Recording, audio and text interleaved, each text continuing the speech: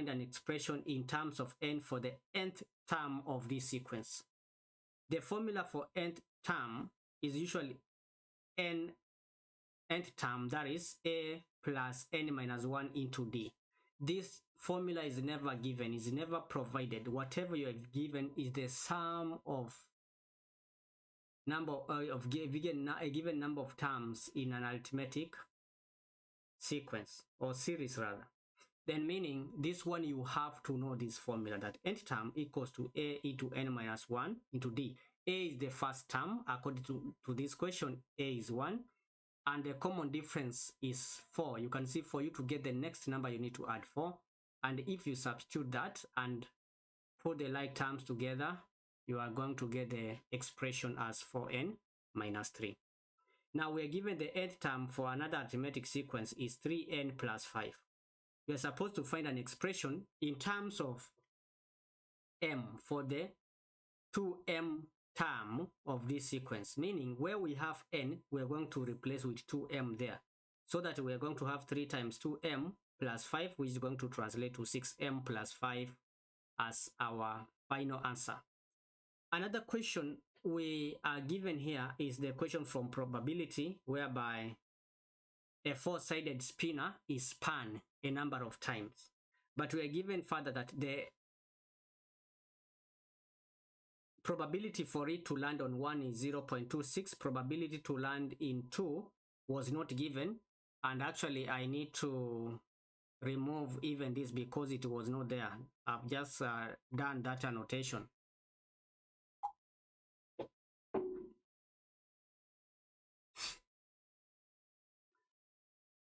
And the probability for 3 is 0.18. Now we are told the probability that the spinner lands on 2 is equal to the probability that the spinner lands on 4. So meaning if we let that of 2 be x, then that of 4 also must be x.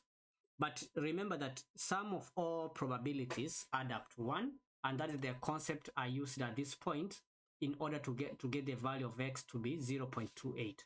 And remember I'd say that this one was not there, so I'm going to write, instead of writing x at this point, we are going to say this is going to be 0.28 and this is 0.28. Okay, now that's it. But we are told Ravina works out that an estimate for the number of times the spinner lands on 3 is 45 times. So 3, remember the probability was 0.18. So in order to get the number of times this spinner was spun, we're going to let the total number of times it was spun to be y, so that we can be able to use this probability of 3 in order to get the value of y. So we're going to say 0.18 times y will give us 45. In order to get the value of y, we shall divide both sides by 0.18, and finally our answer here is going to be 250 times. Then to get the number of times it will land on 4, we are going to take the probability for 4, which is 0.28 times the number of times it was spun, and the correct answer there is 70 times.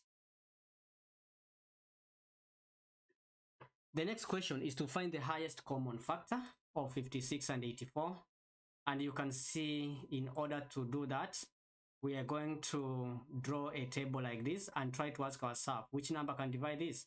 2 can go to 56 28 times, 2 can go to 84 42 times. Again, there is a common factor, which is going to be 14 and 21.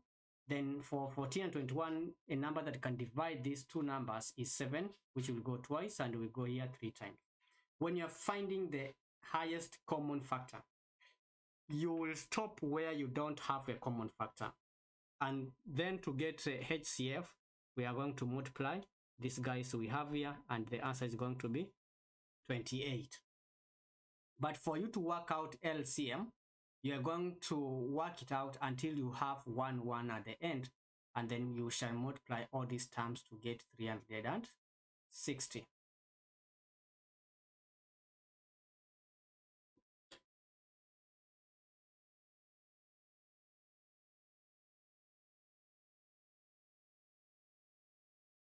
Yeah, I would like to move to the next area here.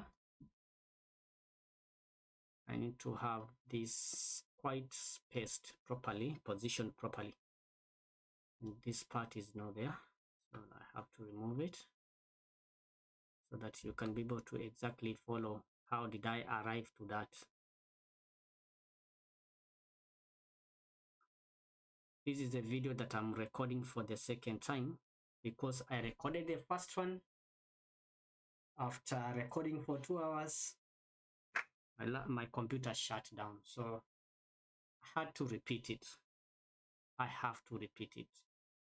And now that's why you see I've already written. Now I'm discussing through because I spent all the time, the 2 hours discussing this, talking through the entire video, taking you through step by step in order to understand the entire bit of it. When I was in question number 20 here, down here around, it was question 20. Yeah, I think this one. Then all of a sudden, the computer shut down. I had not saved anything, so I have to repeat the entire process. Anyway, that's what we do go through to ensure that we put this content forward for you to actually watch. And that's why I'm taking this chance. If you've really benefited from this video, consider subscribing. At the same time, leave a comment down below, just in a manner to appreciate the time I took to make this happen. Now, this question number 4 was testing on polygons, property of polygons and angle at a point. The diagram shows part of 3 regular polygons A, B, C. You can see them here meeting at a point. And remember, angle at a point add up to 360. That's my reasoning here. So that we can be able to add 7x plus 3x plus 8x equals to 360. We can be able to use that information in order to get the value of x at this point. Now, the value of x is 20 degrees. So that if you come here, 7 times 20 will be 140, 3 times 20 will be 60, 8 times x will be 160. We are told further that B has n sides. B is a polygon with n sides. So meaning we have to know, how do we get the number of sides of a polygon? Number of side of a polygon is given by n equals to 360 over the exterior angle. Now, according to this polygon B, the interior angle is this particular angle that we have calculated. This angle is called the interior angle, which is 140. Interior and exterior angle form a straight line. Now, let me just take, if you have a polygon like this, let me just use that. This is the interior angle. So if you extend a straight line, that this angle we have outside here is exterior angle. You can see interior angle and exterior angle form 180 degrees. So if this is 140, the exterior angle is going to be 40 degrees.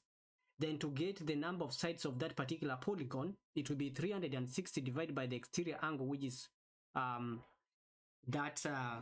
40 degrees. So if you divide 360 by 40, basically you're going to get 9 sides. So this is a nonagon with 9 sides.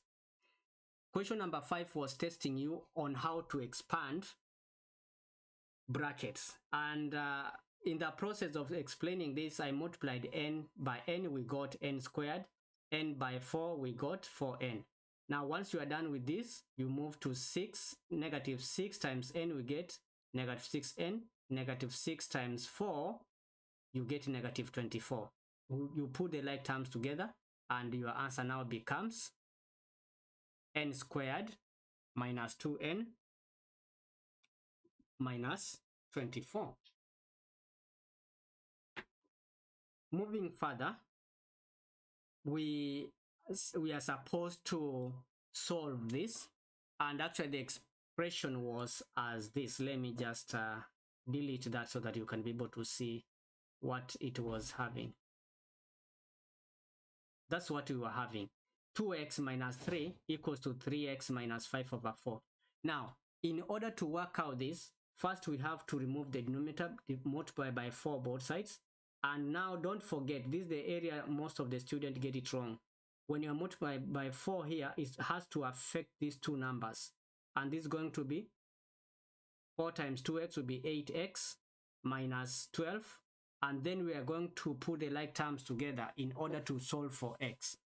That's why you can see 3x has come this side to become a negative, and negative 12 becomes a positive on the other side, so that we can get 8x minus 3x, which is going to give us 5x. 12 minus 5 is going to give us 7, divided by 5 both sides, and finally we are going to get 7 over 5.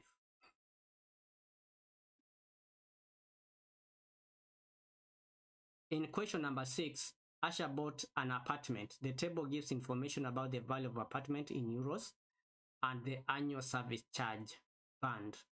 So the bands are given here and they are labeled with letters. Now in 2021, the value of Asha's apartment was 634,400 euros. The value of Asha's apartment had increased by 4% from its value in 2020.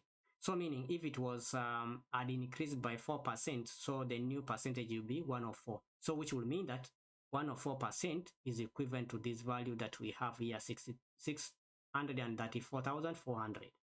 Now we ask ourselves, what about 100%? If you work it out, you are going to get 610,000 euros.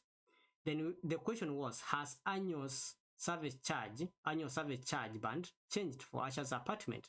Now you check. Are they lying in the same band? Yes, they are lying. So it means it has not changed. Has not changed because both 610 and 634,400 are lying in band B. So it means it has not changed. So you had to do all these calculations because you are told, show you're working clearly on how you arrive to that. So at this particular point, we can say has not changed.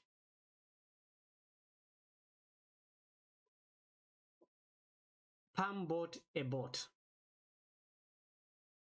In each year after Pam bought the boat, the value of the boat depreciated by 15%. So the value decreases by 15%.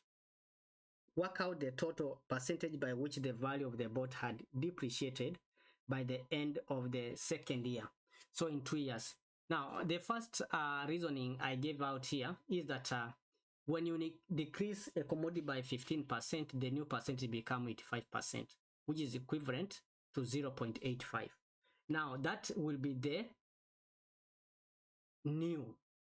Then again, you are going to decrease it by 15%. So you are going to take that 0.85 minus after another decrease of 0.85% times 0.15%, because 0.15%, 0.15 is equivalent to 15%. So you shall take it again, 0.85 times 0.15, you get the new value. Then you subtract to get the remaining percentage, it will be 0.7225 as a percentage, that is 72.25%. Then because you are asked percent by which the value of the boat depreciated by that of by the end of 2 years, so you shall subtract that percentage we have here from 100 and we get it to be 27.75. Another way you could have done this question, you could have used depreciation formula. So we shall take 1 minus 15 over 100 squared because we have 2 years, and the new value becomes 0. If you use this, you are going to get 0.7225, which is equivalent to 72.25%. But this is the new percentage of the value of that boat. Now, by how much are it depreciated? So we are going to take 100% minus 72.25%, which is going to give us 27.75%. So it depends which approach you want to give it in order to get your final answer.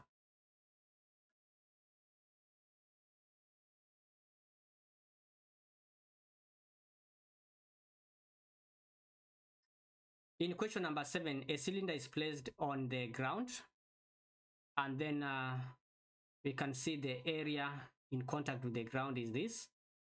The height of the cylinder is 18 centimeters. We are given further information that the force exerted by the cylinder on the ground is 72 newtons. The pressure on the ground due to the cylinder is 1.4 newton per centimeter square. Now, in order to work out pressure, this is the formula we use. For those who are doing physics, this is just a walk in the park. They understand what this means. Now, if you are not doing physics, just appreciate the fact that pressure equals force over area. Don't worry about it.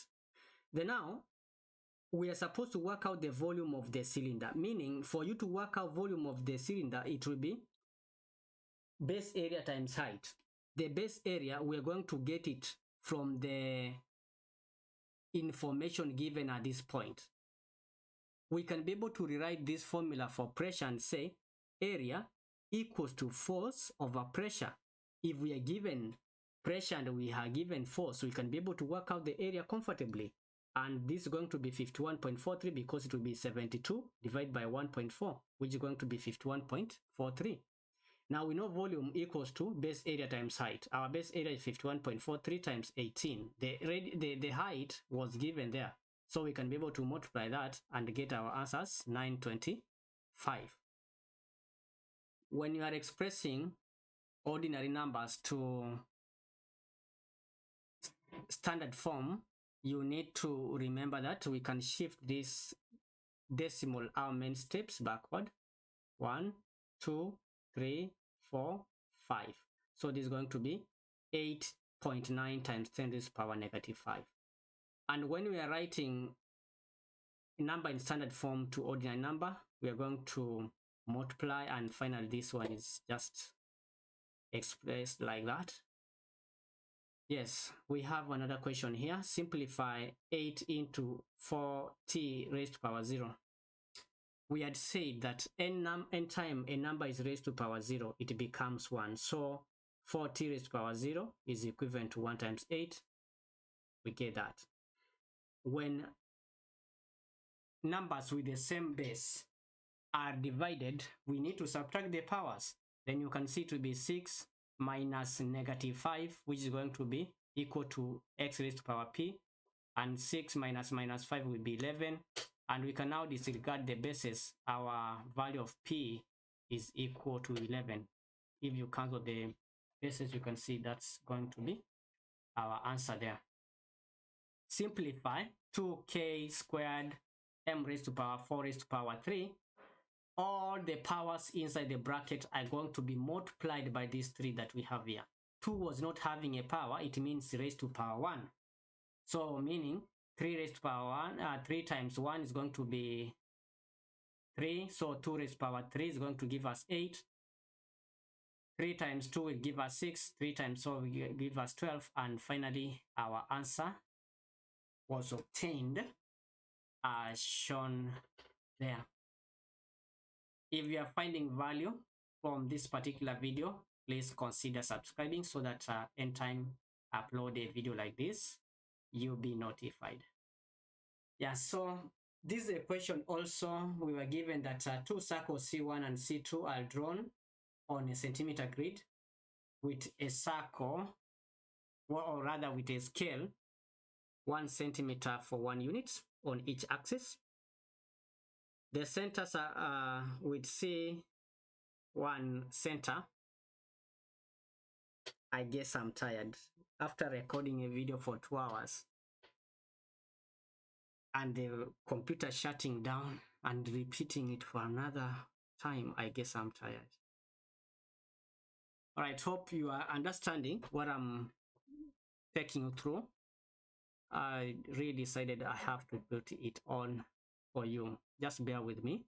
Now let's go to question number 10. I have to go and recharge and have some water. Then I come back because I'm repeating myself. I'm reading something that's not there. So just sorry for that. Let me go and take some water.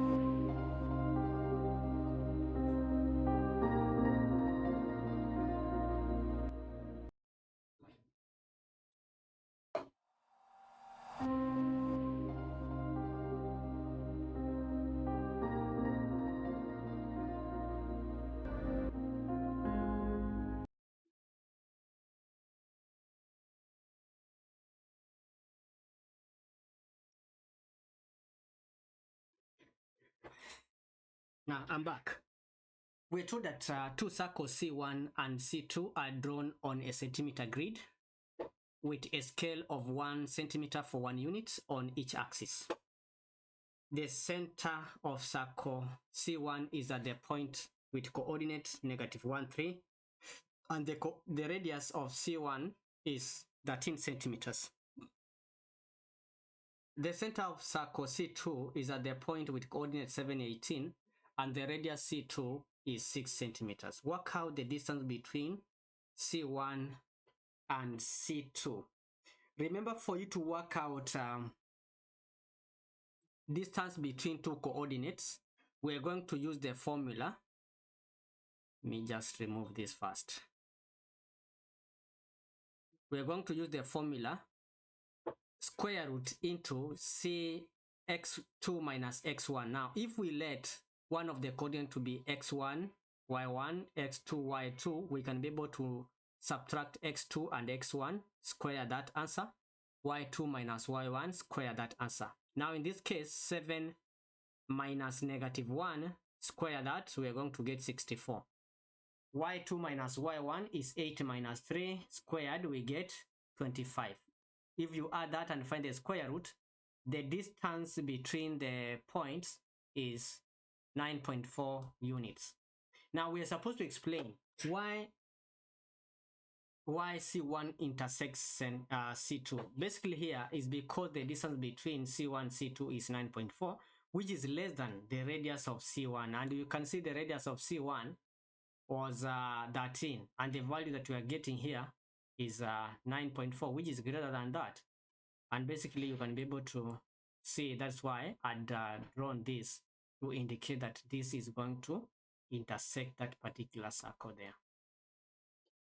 Factorize 9x squared minus 4y squared. This is the difference of two squares, because you can see you can be able to find the square root of this number and this one. So this is going to reduce to whatever we have here, 3x minus 2y into 3x plus 2y.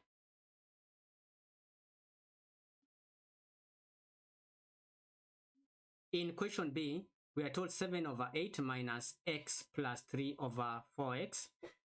And we are supposed to express whatever we are given as a single fraction. The first thing you have to do, find the LCM of these two numbers. The LCM of 8 and 4x is going to be 8x. How many times does 8 go to 8x? It's x times. So it's x times 7, it will be 7x. How many times, or which number do you need to multiply by 4x in order to get 8x? The number is 2. So meaning you are going to multiply these two terms we are having here by 2. And don't forget that the two numbers are going to be affected by these two that we have. So that if you expand this, will be 7x minus 2x minus 6. Then put the like terms together for us to get our final answer as 5x minus 6 over 8x as our answer there. In question number 12, Rudolph goes to the gym. The probability that he will use treadmill is 0.8. So probability of using treadmill here is 0.8. Not using, it will be 0.2. When he uses treadmill, the probability that he will use the cross trainer is 0.3. So using cross trainer is 0.3. Not using is going to be 0.7. When he uses when he does not use treadmill, now this part down here, when does not use, the probability of using cross trainer is 0.6. So I wrote it here. Then if it's 0.6, the remaining 0.4 for not using cross trainer. Work out the probability that Rudolph uses both treadmill and cross trainer. So meaning we are going to use this root and we are going to multiply that 0.8 times 0.3, which is going to give us 0.24 at that particular point. Question number 13 was testing on part of quantities, fraction, and percentages. And I would like to take you through, during my discussion, what I had written. Here we are told that Tony is going on holiday. He makes 3 separate payments to cover the total cost of his holiday. The following table shows how much money Anthony pays on the holiday company. All right, payment 1, 3 over 8 of the total cost. Payment 2, 45% of the total cost. Now 45% is equivalent to 45 over 100. And if you simplify that, that is the same as, that's the same as 9 over 20 as a fraction. Now we are supposed to work out how much Anthony has to pay for payment 2. Now first, payment 3 was given as 406. So meaning we can be able to get the fraction for 406. How do we get to 7 over 40? First we need to add this fraction and this fraction here, then subtract from the total fraction, which if we add this, we're going to get at 3 over 40. Adding this one, the fraction for payment 1 and payment 2 fraction, which is 9 over 20, is going to give us that 3 over 40. Then the remaining fraction is for payment 3. So from that 3 over 40, what's remaining to make 40 over 40? That will be 7 over 40. So we can say, let the total amount be x. The total amount be x. So if the total amount is x, and the fraction for payment 3 is 7 over 40, if we multiply that fraction by the total amount, we are going to get 406. And if you use this information here, we are going to get the value of x as $2,320. Yeah. Now, but the question was how much Anthony has to pay for payment 2. Payment 2 fraction was 9 over 20. So 9 over 20 over this amount that we have gotten times this amount that we have gotten here. So it will be 9 over 20 times 2,320, and this is going to be $1,044. So let us just transfer it here so that we can be able to make the examiner happy. No extra mark for that. 1044. 1044. In question 14, it was a question from functions. Composite function for the first point, find f of 10. F of x was 2x over x minus 6. So meaning any point you have x in this function, you're going to substitute with 10. And when we write this, we're going to have 2 into 10, which is 20. 10 minus 6, which is 4. So if we divide 20 divided by 4, you're going to get 5. Now, in order to work out the inverse of a function, the first thing we need to do when we're working out inverse of a function is to change this function that we are having here into y. This notation we have here, we shall write it y. Now it becomes y equals to 2x over x minus 6. That's exactly what I've done below here. Let me just remove this from here. Yeah, so that's why you can see we are having this bit here. Now the next thing, we are going to switch x and y. Before these blue writings, I'd switched x and y. Where I had y, I wrote x. Where I had x, I had to replace that with y. So that I got x equal to 2y over y minus 6. Then the next step is to make y the subject. That's why I decided to multiply both sides by y minus 6 so that this can cancel. And I got x, y minus 6x equals to 2y. Then I have to take 6x on the other side so that I have those terms with y on one side. 2y will go on the other side. We shall remain with xy minus 2y equals to 6x. Factor out y, we shall have in brackets x minus 2, then divide by x minus 2 both sides. Our final answer becomes 6x over x minus 2 as the inverse function. Question number 15. Abraham is going to play a computer game. Abraham can win the game, draw the game, or lose the game. For any game that Abraham plays, the probability that he wins the game is 0.3, the probability that he draws the game is 0.5, and the probability that he loses the game is 0.2. When Abraham wins a game, he scores 10 points. When Abraham draws a game, he scores 0 points. When Abraham loses a game, he scores negative 5 points.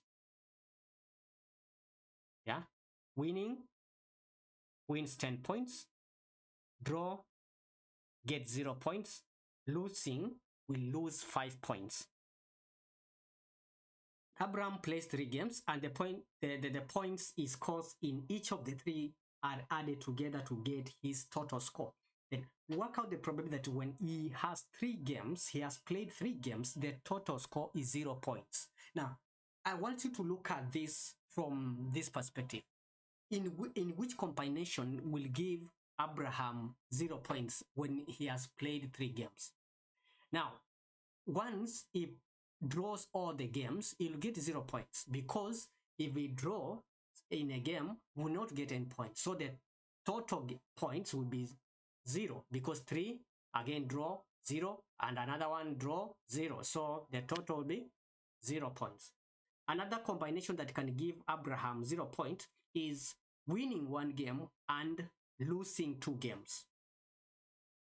So that's another combination that will make Abraham get 0 points from the 3 games played.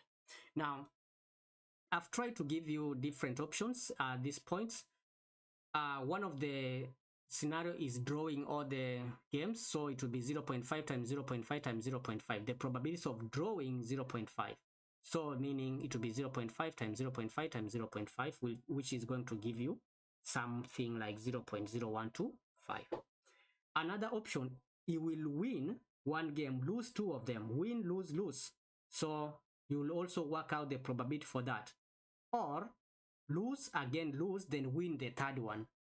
Or lose the 1st one, win the 2nd one, lose the 3rd one. Now, once you've worked all that, you are going to add everything there in order to get the total probability of scoring 0 points, getting 0 points, which is going to be 0.0485. Kindly make sure you've worked through with me, because so that you are able to understand basically what we are doing at this point.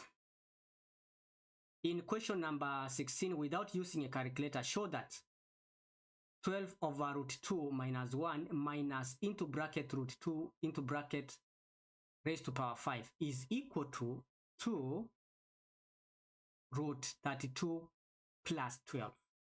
Now, the first thing, or the first step, when I was working out these questions, I decided to rationalize the denominator at this particular point here. 12 over root 2 minus 1, rationalize the denominator but at that particular point, because I'm working out the left hand side to prove that it's equal to the right hand side. So I rationalize the denominator by multiplying by the conjugate. Here it was minus root 2 minus 1, so the conjugate will be root 2 plus 1. Multiply all through. This is going to reduce to root 2 into, because if you expand this, I've already worked different videos on how to expand this, because it will be 12 times root 2. That will be 12 root 2. 12 times 1, it will be 12. Now, root 2 times root 2, it will be root 4. Root 2 times root 2 will be root 4. Then again, root 2 times 1, it will be root 2. 1 times root 2, it will be negative root 2. That's why you can see root 2 and negative root 2 cancelling out. Negative 1 times 1 will give us negative 1, and we are getting this. If you simplify everything, we're going to get that part reducing to 12 root 2 plus 12. Now, before we simplify this and express as root 32, I want you to look at this. Root 2 raised to power 5 can be written as root 2 raised to power 5, and that will be equivalent to 32, root 32. And I'm doing that because the right hand side is expressed inside the root. We have root that we have 32, so that's why you see I'm trying to convert this to 32, and then I need also to express this 12 root 2 plus 12 into as a root of 32, and this I'm going to take you through. Now, if you are having maybe 3 times 9, if you want to take this number out, you need to find the square root of this number and then take it out. So it will be square root of 9 will give us 3 square root of 3. 3 will remain here.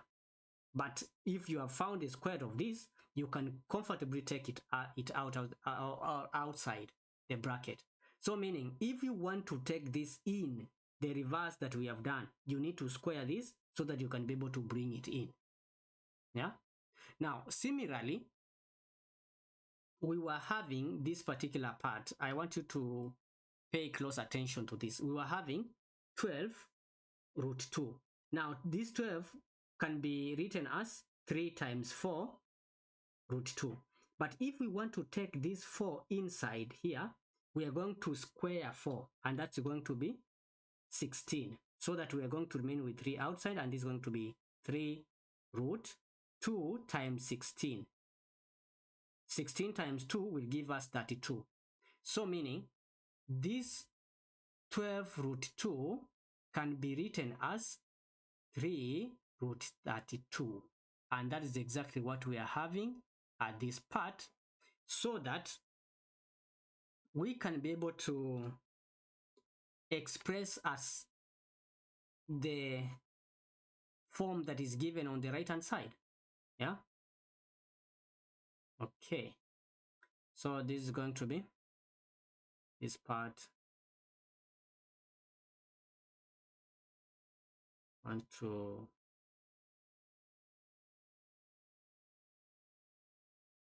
to write this properly. We are having square root here extending to the other end. But remember, there was this 12, so I have to include it here. 3 root 32 plus 12 minus root 32. So this and this are like terms, which is going to be 3 root 32 minus root 32. It will be 2 root 32 plus 12, which we were supposed to show at this particular point. Question number 17 was testing on how to use differentiation, and these are kinematic equations. A point P moves along a straight line. The fixed point O lies on the line here. The displacement of P from O at time t seconds, where t is greater than or equal to 1, is s meters, where s is given by this equation. S equals to 4t squared plus 125 over t.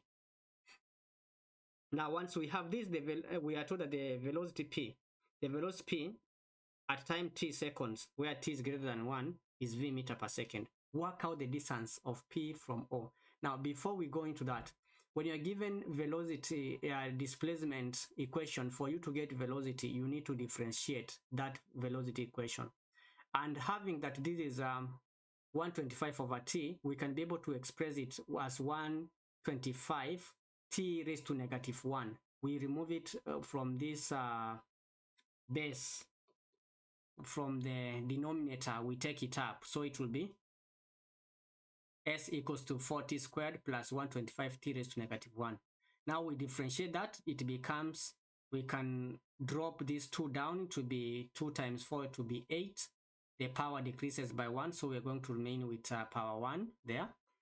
And we take 1 down, it will be negative 125.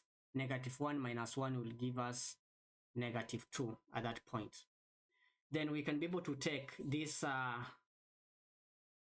to be equal to 0, because we had been told when v equals to 0. So we can replace v with 0 and then form an equation like this one, whereby we are going to express 125 t negative 2 as 125 over t squared, so that we can get rid of the negative power, times t squared both sides.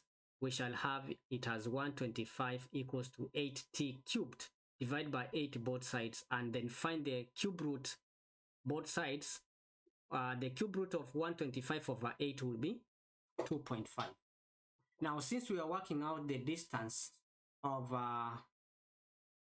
P from O, we are going to replace, or substitute rather, 1.25 in the initial equation for displacement. And if you substitute that, you are going to get your value as 75 meters.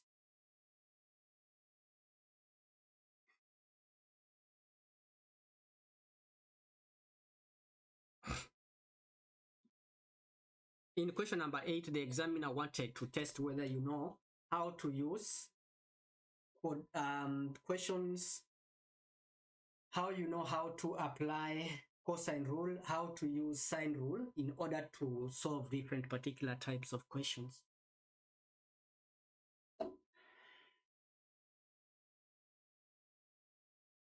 I'm really tired.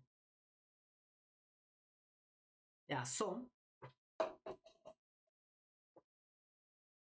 this sitting about 4 hours to finish this almost fast, because when I started the first one, but I have the energy to complete this. Let us continue. Now, in order to work out the value of the angle x, we first need to use cosine rule to find the value of b. We are going to say b squared. We were not given this side. We're going to say b squared equals to a squared plus c squared minus 2ac. This is cosine rule. So that you substitute, and then if you work out the value of b, you're going to get 18.607.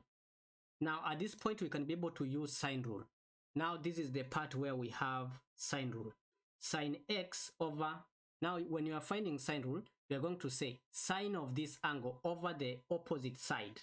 The opposite side is 9.7. That's why you can see I've said sine x over 9.7 equals to sine 115 over the opposite side, which is 18.607.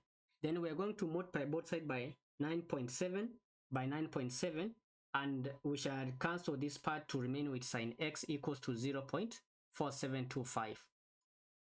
Working out the sine inverse in order to find the value of x, we shall get 28.2 as our final answer. Next question is question 19. Area of a sector and area of a circle. It was testing on how to find area of a sector and area of a circle. We are told that sector OAB is a sector with sector S, rather they call it sector S, which is of a circle with center O and radius R plus 7. The radius of this is R plus 7. The angle of the sector is 45 degrees.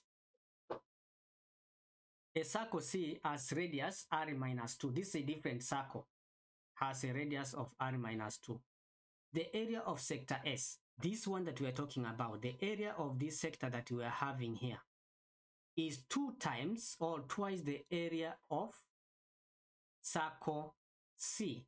So meaning, if you have the area of this sector, we can be able to form an equation with the area of the other one. We know that area of a sector is given by theta over 360 pi r squared. Area of a circle is given by pi r squared. So we can be able to work out the area of this sector using the information provided.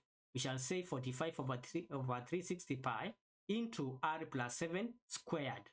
And the area of the circle alongside is going to be pi r squared, which will be pi into r squared, r minus 2 squared. So I decided to leave this intentional without expanding so that we can be able to simplify our work.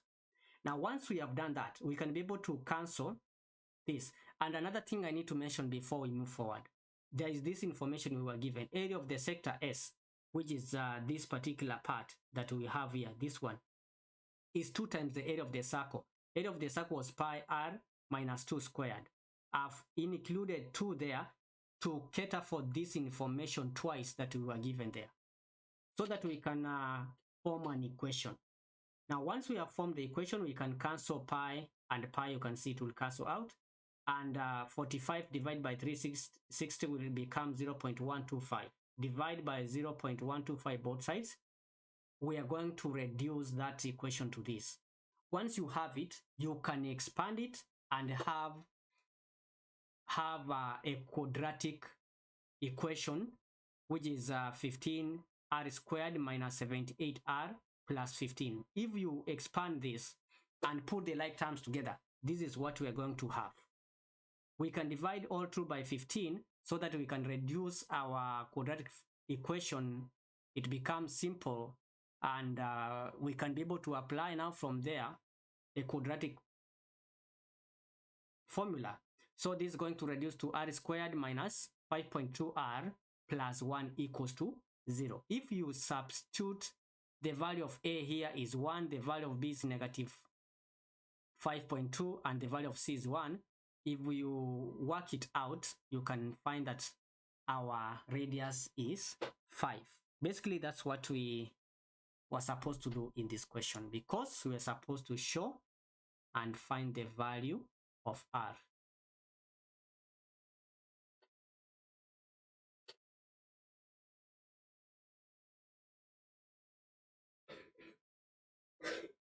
The next area of interest is transforming functions, and I've already mentioned most of the time in this channel, when the change is taking place inside the bracket x minus 2, the original function was this, y equals to f of x. Now we are supposed to find the coordinate of the maximum point of the curve after the transformation x minus 2. You see the change is taking place inside the bracket. So when the change is taking place inside the bracket, only x coordinates that will change or will be affected.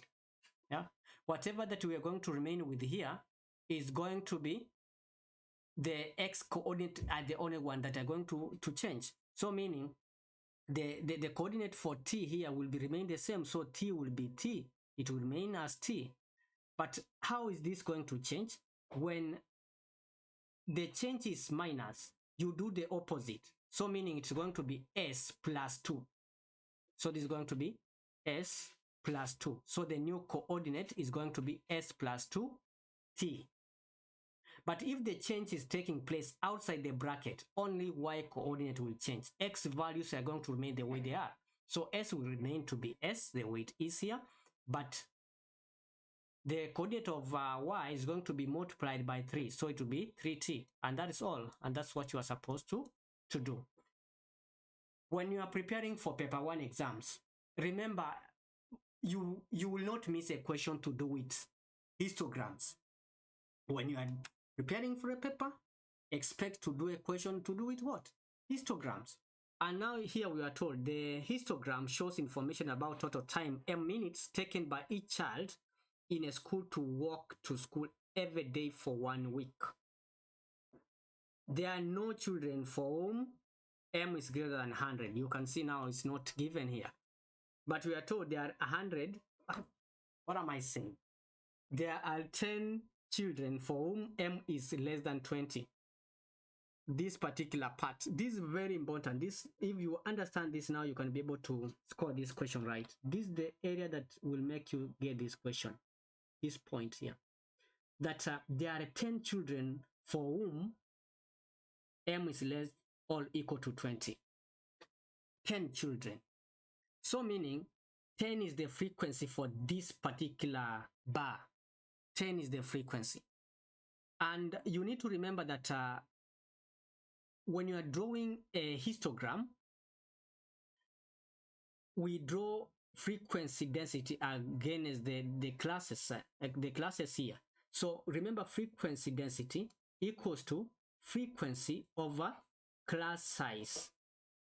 So meaning the frequency that we are given here, the frequency is 10. So 10 over the class size here is 20, 10 over 20. So meaning the frequency density for this point is 0.5. Now, once you have the frequency density here, 0.5, it can enable you know the rest of the scale what they were. You can now be able to comfortably write this 0.5, this would be 1, 1.52, 2.53, 3.54, 4.5, and so on. So that you can be able to know what was on the frequency density axis. So this information is the one that saved our life.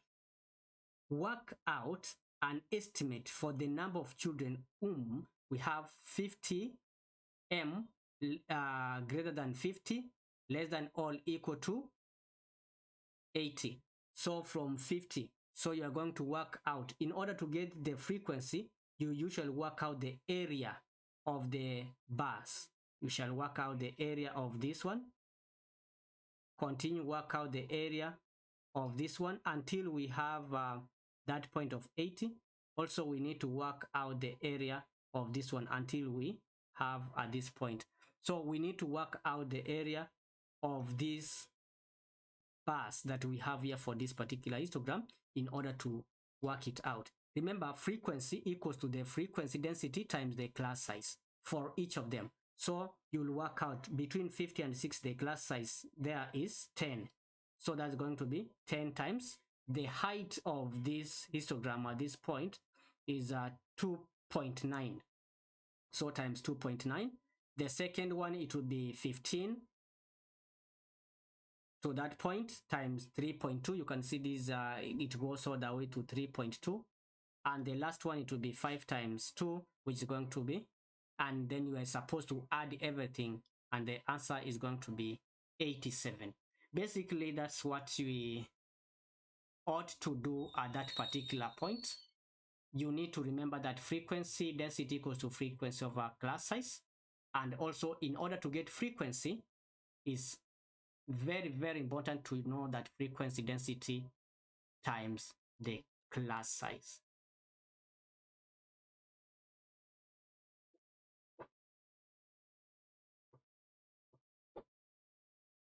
In question number 22, we are given a solid that is made of a cone and hemisphere, whereby both of them are sharing the radius.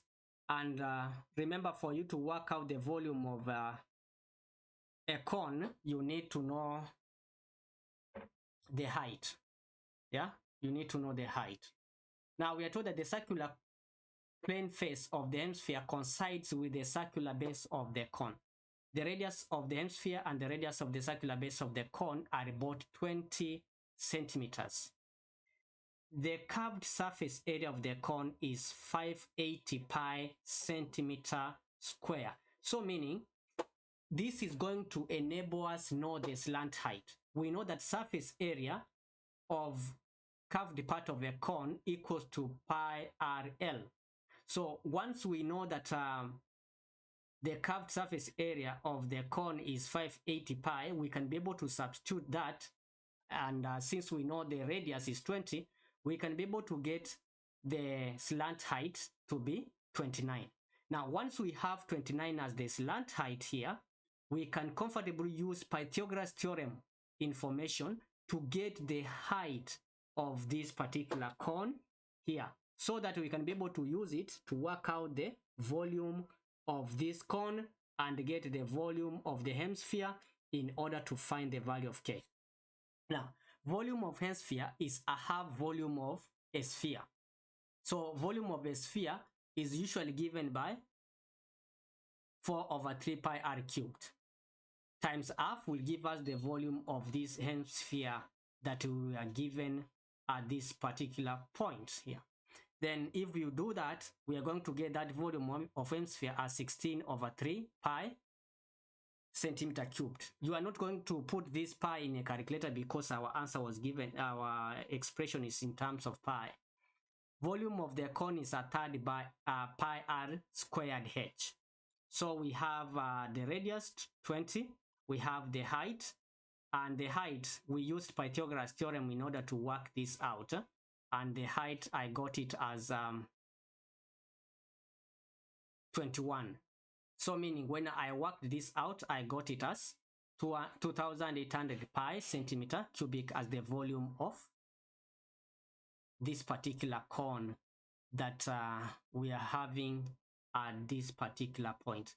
Now, we are told that the volume of the solid is K pi cubed. So meaning you are going to add this volume of the hemisphere plus the volume of the cone, which is going to be equal to K pi.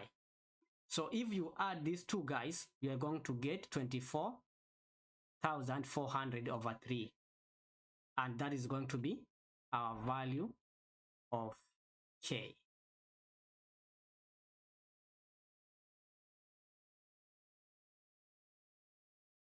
Question number 23, we are told that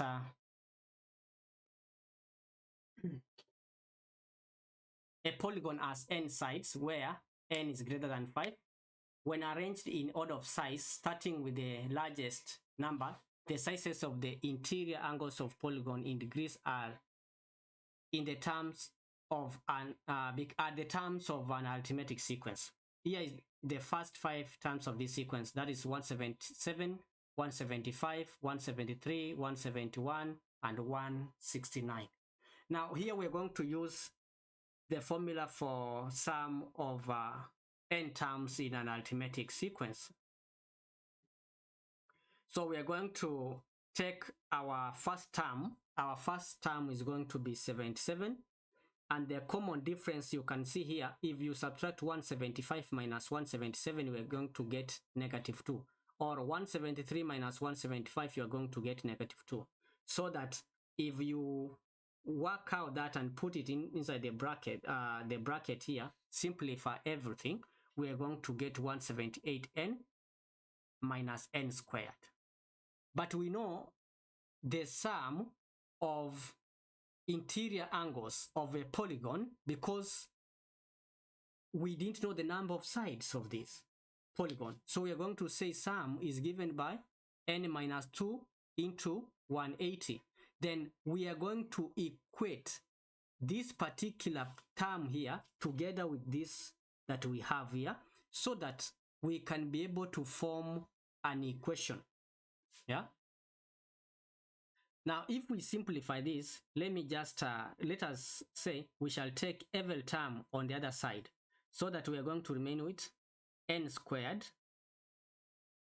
plus 180n minus 178n minus 3 equals to 0. Basically, let me just try to reduce the size so that we can be able to have more space to work out this.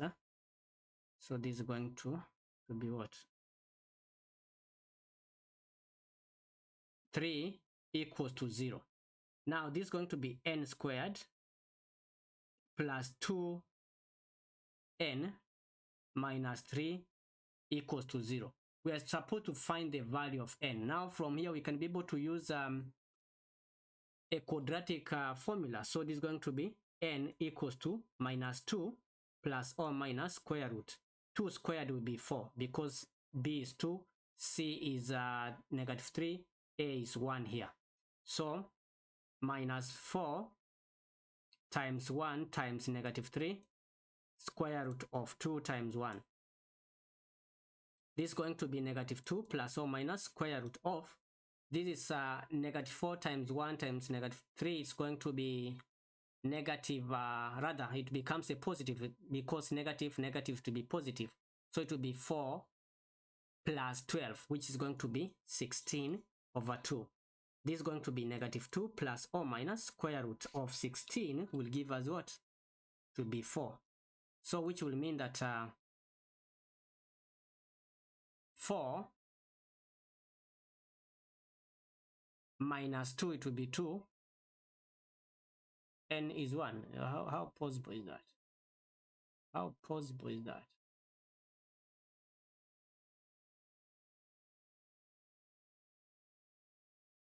How possible is that? Let's check. Yeah, we need to continue from this point. We need to expand this. This is the point where it was messing us. This is going to be 180n minus 360. Now we're going to take this and equate to this. So it will be 178n minus n squared equals to 180n minus 360.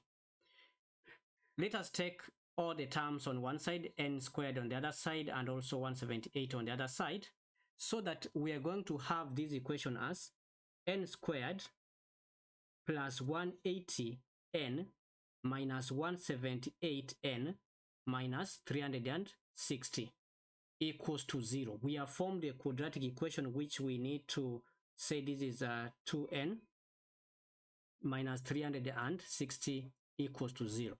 Now here we can be able to use a quadratic formula and say this is n. Our B, A is our A equals to 1, our B equals to 2, our C equals to negative 360. Now we can be able to substitute that minus B, that is negative 2 plus or minus square root of, this is 2 squared, it will be 4, 2 squared will be 4, minus 4 times A, our A is 1, times negative 360, divided by 2 times 1. This is going to translate to minus 2 plus or minus square root of what? If we put that 4 times 360, that will give us 1440 plus 4, it will be 1444. 1444 over 2. What is the square root of 1444? For that bit, it will be 38. So meaning this is going to be negative 2 plus or minus 38 over 2. Now, since we're talking of number of sides, remember we cannot be able to take the negative part of this. So it will be negative 2 plus 38, negative 2 plus 38 divided by 2. If we divide 36 by 2, we are going to get our answer as 18 sides. So this one had 18 sides. We can transfer this down here just to make the examiner happy so that we can be able to move to the next question.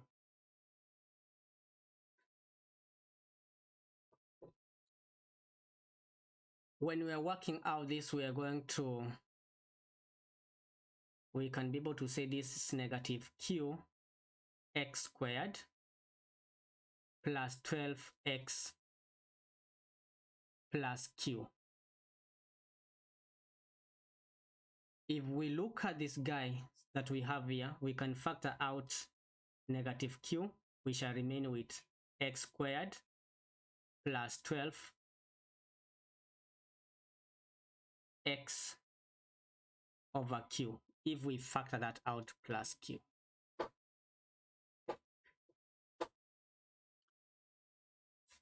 And that will mean that this is negative q in bracket x.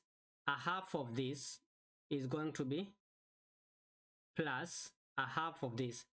Yeah.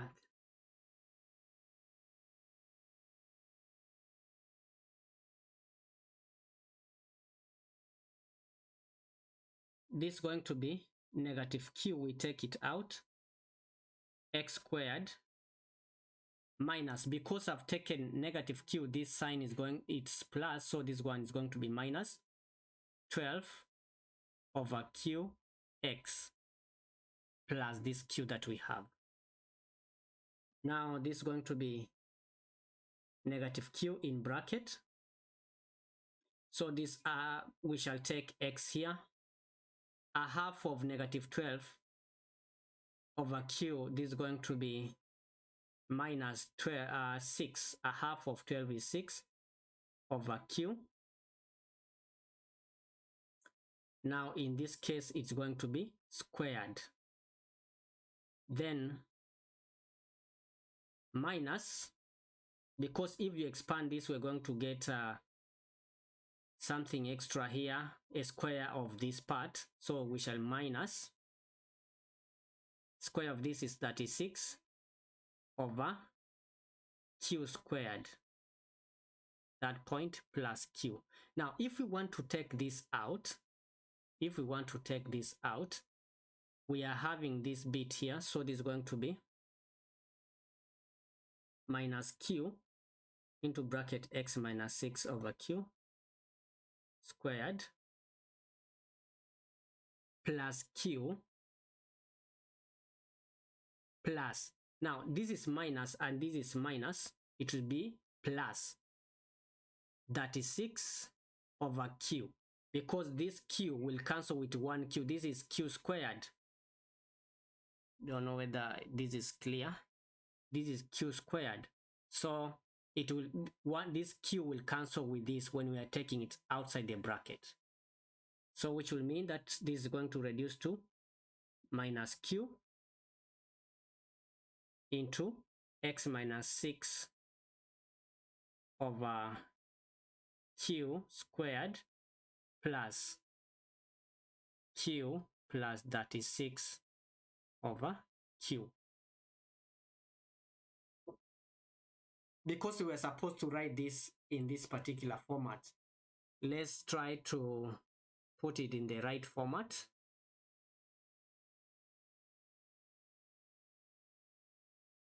This is going to be what?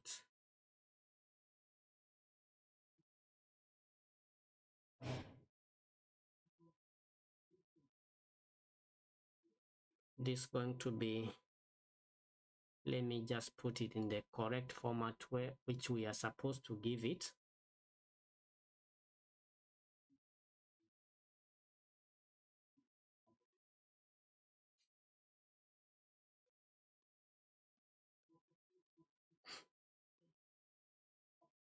This part we start with a minus b into x minus c squared.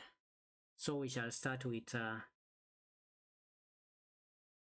this part here. We're going to start with that, which is going to be 36 over q plus this q, that's is considered as one term, minus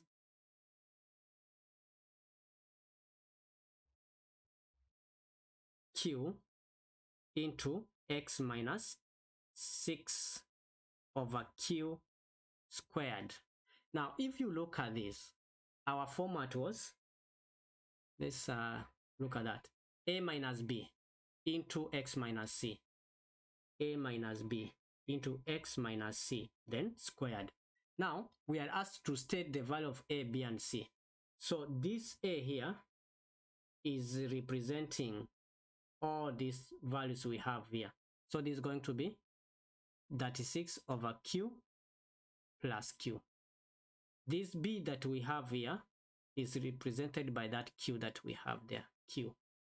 And this c inside the bracket is the same as 6 over q. Basically, that's what you were supposed to do in this kind of questions. So we've come to the end of this paper. If you found value from the discussion that we've had, please consider subscribing and share this channel to any of your friends so that they can as well benefit from the same. See you in the next video.